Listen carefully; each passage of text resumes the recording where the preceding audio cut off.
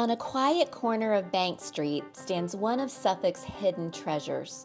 The Suffolk Nansemond Historical Society, located at the Phillips Dawson House, was formed in 1966 by a small group of citizens interested in preserving the old buildings and artifacts of Suffolk's past.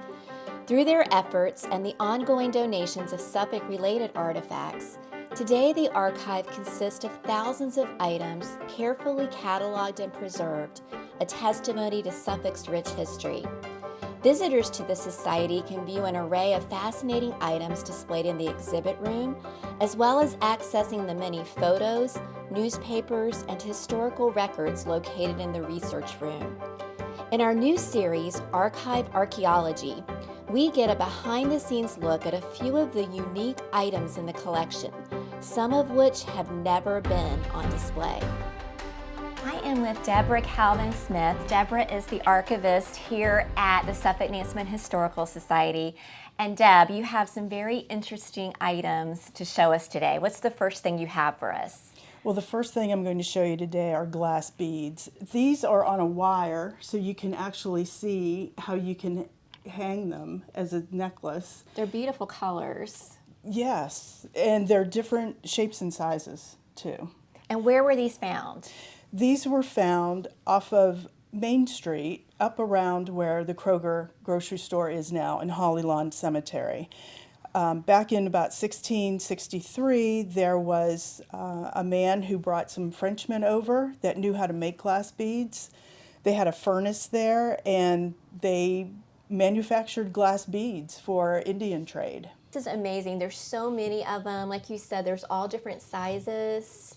Just gorgeous. These would still be something that people would enjoy wearing today. Yes, they really, really are. I'm so glad that they had them wired like that, because it really does give you the sense, yeah, they really did use it as ornamentation. Yes. What a beautiful piece, and what an unusual thing to have here that kind of just traces way back to the history of Suffolk over 400 years ago. Yes, Yeah. absolutely. Love these. These are gorgeous. All right, what's the next thing you have to show us? It is just a small piece of paper, but it really says a lot. Can you read it to us? It says on top, it says Loudoun County, September 5th, 1862.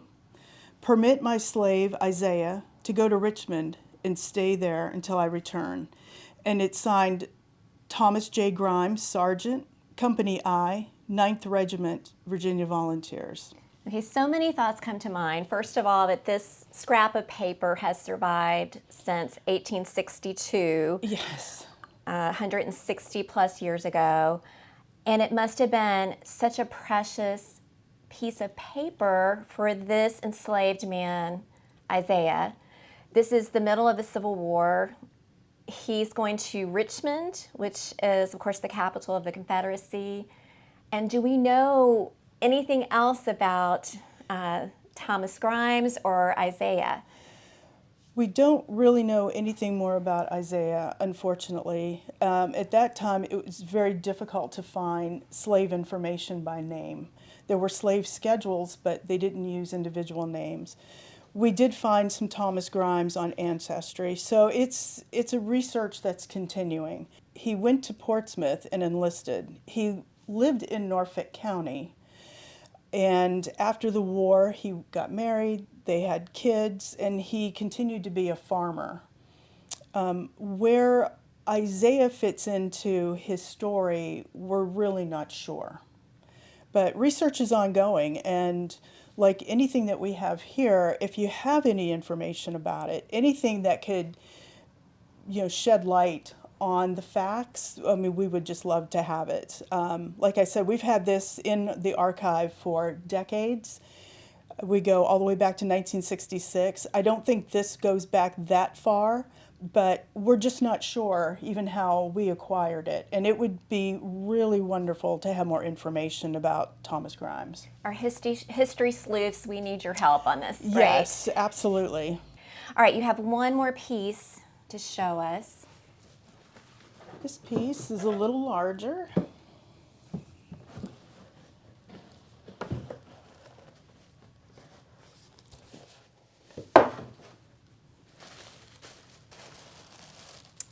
Look at this. This is a military jacket from the Suffolk Military Academy. It was established in 1875 and it closed in 1897. So it was only about 22 years. This is from a student. His name was Elbert Sidney Johnson, and he came from Isle of Wight. And they believe that he was a student there in the 1890s. It's very small.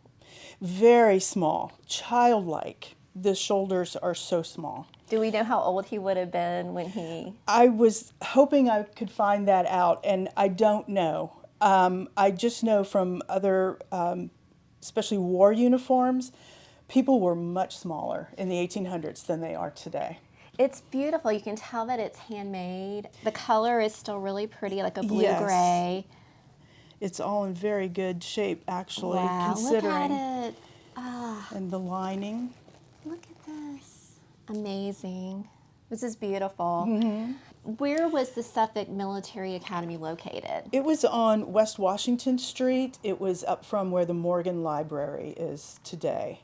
The relative that donated it to us was saying 1890s. So it was probably just a few years before that it actually closed. Debbie, thank you so much for the work that you've done here, and the collection is just so fascinating. I know there's other pieces you're going to show us at another date, but thank you for your work in preserving it and preserving these pieces of Suffolk history. Oh, my pleasure. Thank you.